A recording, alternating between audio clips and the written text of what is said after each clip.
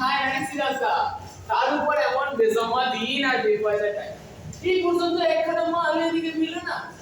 হ্যাঁ ঠিকই বলেছো, মাঠে গিয়ে হাত তো আসছে না, পেট কমাতে পারছে না। কি আর করবো, মাঠে তো আর কেউ আসছেই না। তো তোমার রোজগার কেমন হচ্ছে? ওই তো বলেছি একটা খাওয়া যাচ্ছে। রোজগার কেউ আসছেই না। আমার তো আর রোজগার, আমার তো আর কিসের রোজগার?